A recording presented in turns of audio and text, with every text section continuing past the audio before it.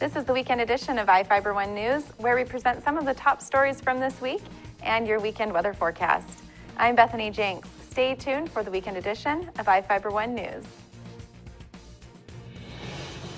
From the iFIBER 1 HD studio here in the heart of the Columbia Basin, this is iFIBER 1 News, your #1 source for local news, sports headlines, and our very own Weather Center forecast covering the entire Columbia Basin. This is iFIBER 1 News, and it starts now.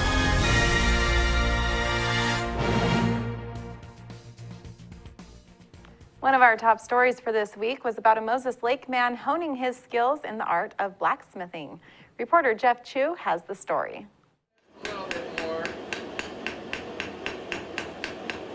I tell my wife that I'll never retire from this. I'll be found slumped over my anvil. It's where I'm happy. Kyle Leslie is keeping the ancient art of blacksmithing alive. Behind his Moses Lake home, you'll find him in his workshop, firing up his forge and pounding out an orange-hot iron creation on a more than 120-year-old anvil. I love it. There's nothing better than manipulating hot steel through knowledge and force. I don't know. I can't see myself doing anything else but this. Leslie, who prefers to wear a kilt to celebrate his Gaelic heritage, is the owner of Gow Iron and Woodworks. He is a self-taught blacksmith, learning much of his craft through videos on the web over the past 5 years.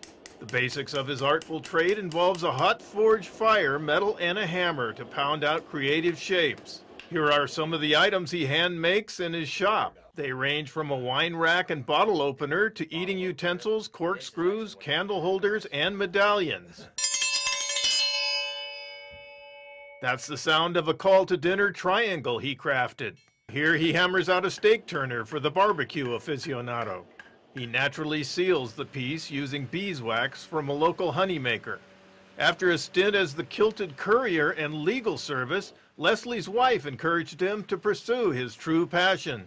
I started putting all my effort, even more time than I already did into it, and it's just really taken off. People have become very interested in what it is I'm doing and the fact that I'm doing something that they thought was a dead art. Leslie described the art of blacksmithing. It's very intense. You're playing with fire and hot objects, and there's a lot of knowledge and a lot of practice that goes into it. I can't tell you how many hours I've put behind that forge and anvil. Leslie makes an appearance at 11 a.m. on Saturday at Moses Lake Business Association's downtown Vintage and Artisan Fair at Sinkayou Square. Leslie puts on another ironworking demonstration at 11 a.m. October 10th at the annual Quincy Valley Historical Society and Museum Harvest Festival. The event takes place at the Quincy Park behind the Ryman Simmons House on State Route 28 in Quincy. Leslie sees his skills as unique in a world that left it behind. How many people do you know work on a 120-year-old piece of equipment and can say that, yeah, I'm doing the same thing that this thing was originally intended to do 100 years ago when it was first manufactured. Somebody else used it to support an entire tiny town that was a farming community, his family, his neighbors. Without him, there wouldn't have been that town. Contact Leslie at 509-251-0244. I'm Jeff Chu for iFIBER 1 News. People are invited to take part in the second annual Walk to End Alzheimer's Saturday morning in Moses Lake. Reporter Devin Higgins has the details. According to recent statistics, Alzheimer's disease is the third leading cause of death among adults in the state of Washington, with more than 100,000 cases reported annually. 2/3 of the cases involve women, and more than 60% of the caregivers are also women. By 2050, about 15 million Americans are expected to suffer from Alzheimer's or dementia unless a cure is found. On Saturday, Grant County joins thousands of communities across the country in hosting the 2015 Walk to End Alzheimer's at Yonezawa Park in Moses Lake. The 3-mile walk begins with free registration at 8:30 a.m., followed by a short ceremony and the 10 a.m. start. The event is the primary fundraiser for the Alzheimer's Association, with all funds going to local services and research for a cure. Organizers say more than 250 walkers took part last year, and they'd like to see the numbers grow again this year. So far, more than $21,000 has been raised, and the Summerwood Alzheimer's Care Facility in Moses Lake is holding a special fundraiser from 11 a.m. to 6 p.m. on Wednesday. More information is available online at act.alz.org. In Moses Lake, Devin Higgins for iFIBER 1 News. And now we take a look at people being sought by law enforcement. This is Sheriff Tom Jones with the Grant County Sheriff's Office. Each of the people you see here have a warrant for their arrest. If you see any of these people, we ask you do not attempt to detain or apprehend them, but call us at 509-762-1160 or send us an email at crimetips@co.grant.wa.us. If the person is presenting a danger, call 911. With your help, we can bring these people to justice and make our community safer. We'll be right back after this. My name is Kat Sanderson, Managing Broker for Pillar Rock Realty Group. We love the Columbia Basin because it's our home, and we want to give back to our community by kicking off our Pay It Forward campaign. If you buy or list with us, we will donate 1% of our total proceeds to a local charity of your choice and in your name. Call us today at 754-4444 or visit pillarrockrealty.com because we are your local real estate experts.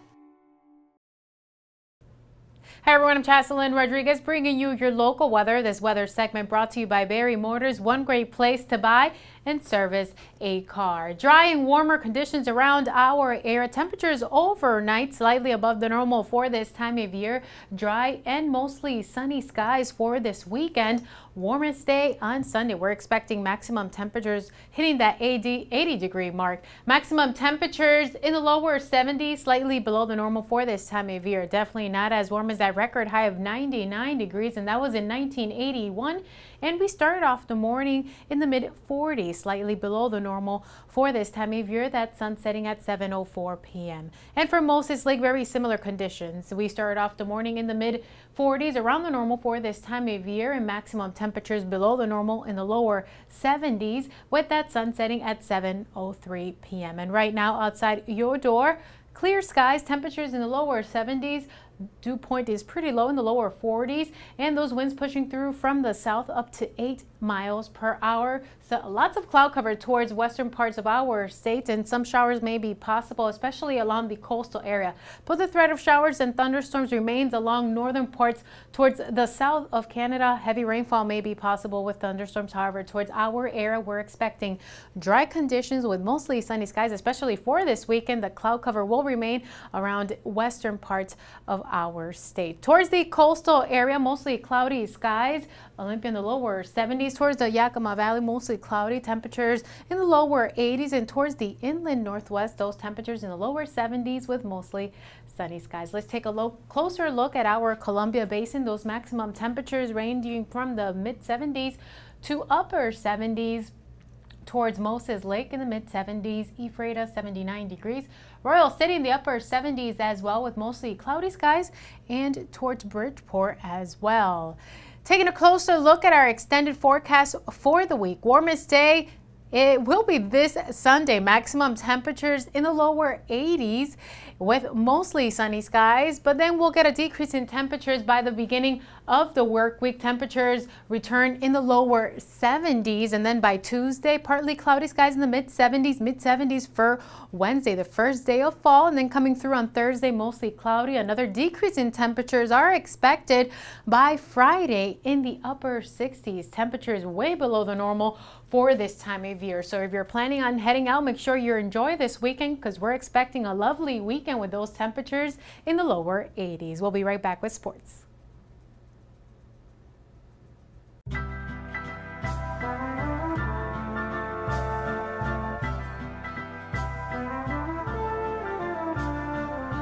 Paying your Grant PUD bill with ePay is like getting free cuts in line. You pay when you want, how you want. Get free cuts in line with Grant PUD ePay. Visit grantpud.org. Oh, dude, I'm just in the theater. It's totally cool. Ah.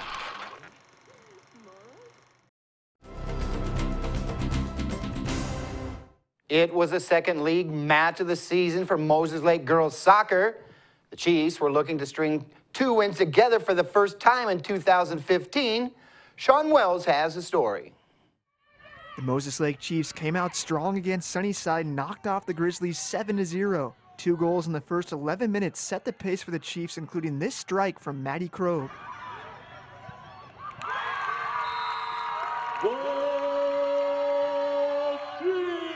The Chiefs would score one more before half, taking a 3-0 lead into the break.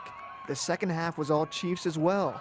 Abby Rathman knocked one in the net in the 42nd with an assist from Crystal Harvey, while Morgan Scone knocked in her third goal of the game in the 63rd minute. Crystal Harvey recorded a goal and 3 assists for Moses Lake as they moved to 2-0 in Big 9 League play. The Chiefs are on the road this Saturday at Fairs. For iFIBER 1 News, Sean Wells. The Tigers and Eagles mixed it up on the pitch in non-league action Thursday, and it was the home team walking away with a convincing win. Ephrata struck early and often in this one. Jordan Albertson converted a PK 4 minutes into the fuss, and the Tigers led 1-0. Connell came close to leveling it, but a shot from long range hit off the crossbar. The Eagles just missed on another opportunity to even it, but weren't able to convert. Maya Spencer made it 2-0 Ephrata on an unassisted goal at the 31st minute, and the home fans went wild. The Tigers added 2 more first-half goals to blow it wide open 4-0 at the break. The second half of action saw Ephrata tack on goals by Spencer, Jamie Oxos, and Soraya Kibbe, and the Tigers completed the shutout 7-0.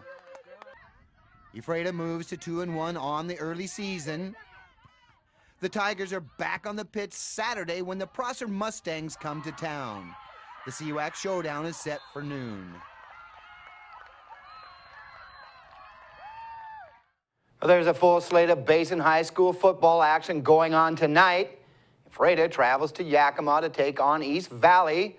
Moses Lake heads to Idaho to take on powerhouse Coeur d'Alene. Warden is on the road at Walook, and Royal City is at home against Connell. Our game of the week is Quincy hosting the Prosser Mustangs. We will be broadcasting this game live on iFIBER 1 or iFIBER1.com. Kickoff is 7 o'clock. We'll be back after this short break. You don't have to drive to Seattle for exceptional cancer care. Confluence Health's cancer program delivers world-class care close to home. We have a highly experienced oncology team in a state-of-the-art facility, and we're a member of the Seattle Cancer Care Alliance, which gives our patients access to world-renowned therapies developed at Fred Hutchinson, the University of Washington Medicine, and Seattle Children's. Together with the SCCA, we're delivering world-class cancer care close to home.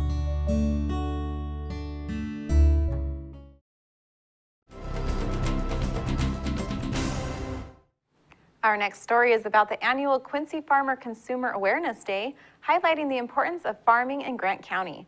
Reporter Jeff Chu was there and has the story. Quincy's Farmer Consumer Awareness Day rose with the sun Saturday as hot air balloons launched from Paul Lozier Park. Balloons fired up and took to the sky at dawn, giving passengers a new perspective on the area's vast farmland. Spokane-based balloonist for 43 years, Forey Walter, manufactures balloons and gondolas. Walter, originally from Odessa, said conditions were right, or wind-free, over the launch site at Quincy's Lozier Park. Quincy's got a lot of places to land. You know, it's fairly calm in the mornings. And I've done some afternoon flying, and it gets a little breezy at that time, so you don't get quite the same opportunity to land in small areas. But with all the circles, almost all the corners are you know, places you can get in. You don't disrupt any crop or anything like that. A balloon's eye view gives you a true look at the size of a corn crop circle. Farmer Consumer Awareness Day is intended to educate people about agriculture and the sources of their food. Once all the balloons safely landed, Quincy High School was the scene of the Future Farmers of America's big fundraiser, the sale of locally grown produce. It was where you could pick up a fresh watermelon, corn, onions, potatoes, apples, and beans. Casey Keene helped organize the produce sale with the Quincy FFA Alumni Association. The association is a booster club for the Quincy FFA chapter. Keene talked about sources of the produce. The produce is all donated by local growers. Watermelons come from John Lewis Farms in the Othello area. Jones and Blakely Packing donate the potatoes. Grigg Farms donates the onions. The sweet corn comes from Quincy Foods. And what am I missing? The apples came from Quincy Apple Ranch. Proceeds from the produce sale go toward the equipment that FFA students need to raise animals. The sale is where buyers learn the difference between farm-bought and store-bought food. We sell everything at farm gate prices, so it's also public education that this is what the farmers get paid, and how much of the dollar you spend at the grocery store gets put into the growing, the hauling, the marketing, all the way to till you see it on the shelf.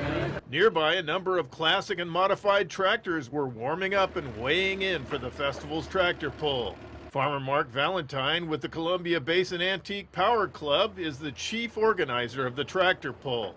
He talked about the event that showcases souped-up, heavy sled-pulling farm vehicles and their drivers. It's definitely an all-out-go project. There's no income comes in. We get a ribbon or a trophy and a little glory. And we travel all over the country to different pulls. There's about 35 pulls in Washington State each year for the antique tractors. And the weights are from 2,500 up to 8,000. You'll see tractors here with over 200 horsepower that were originally only 50. Families line the streets of downtown Quincy to see more impressive farm equipment. They saw dancing and prancing horses and the Quincy Junior High School Band, among other marching and rolling groups and organizations. I'm Jeff Chu for iFIBER 1 News. We'll be right back. Quincy Foods, LLC, a subsidiary of Norpac Foods, is seeking motivated individuals to fill the positions of general laborer for their corn harvest season. They have full-time seasonal openings, must be 18 years old and older, willing to work swing shift. Great people to work for in a challenging food processing environment. Apply at 222 Columbia Way in Quincy between 8 and 5 p.m. Monday through Friday, or online through WorkSource. Quincy Foods is an equal opportunity employer.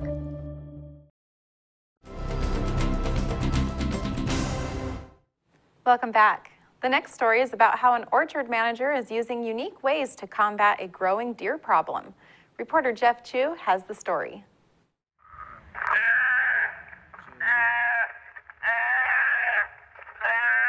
That's the eerie sound of a deer distress call over loudspeakers.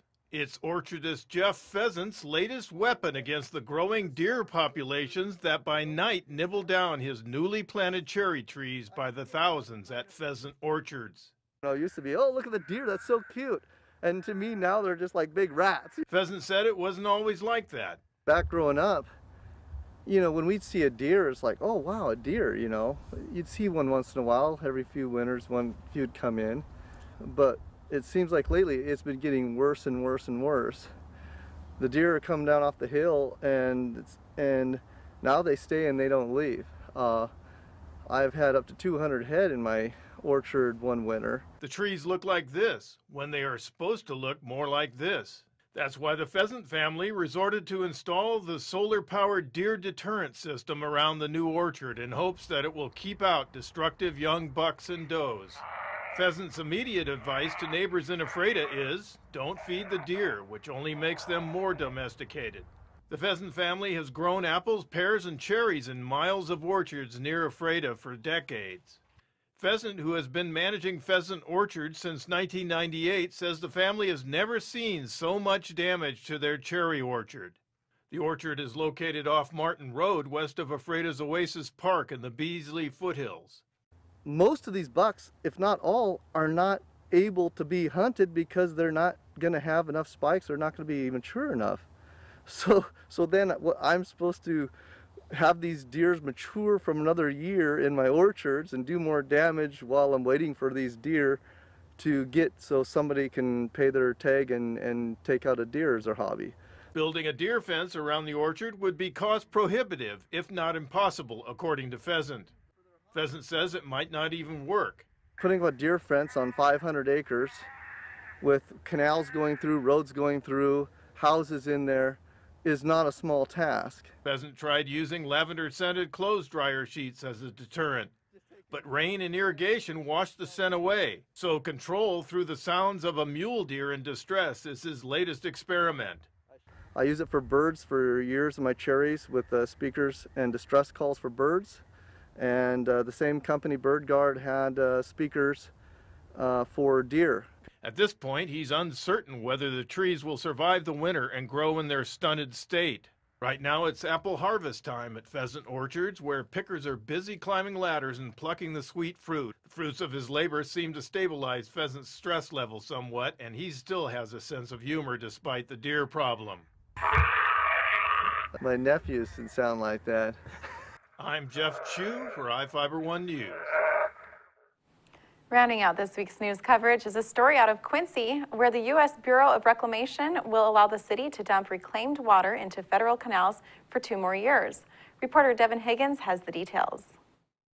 The city of Quincy and the U.S. Bureau of Reclamation agreed on a 2-year extension, allowing the city to send reclaimed water through federally managed canals. Quincy's industrial wastewater treatment plant regularly sends water through the canals, called wasteways, and into storage areas like Potholes Reservoir. On average, about 1.5 million gallons of reclaimed water flows through the canals each day during the winter, and in other seasons it can increase to as much as 3 million gallons a day. The Quincy City Council approved a contract for about $290,000 with the engineering firm Brown & Caldwell to develop an alternate route for the wastewater, as the city faced a deadline this year to stop using the canals. The council agreed to hire another engineering firm, Gray & Osborne, to develop a pipeline to pump the water to a farm north of Quincy. A portion of the water is also slated to be used in Microsoft's Quincy data centers to help operate their cooling towers. When finished, the new system will allow the city to increase the discharge of water to up to 6 million gallons daily from the treatment plant. In Quincy, Devin Higgins for iFIBER 1 News.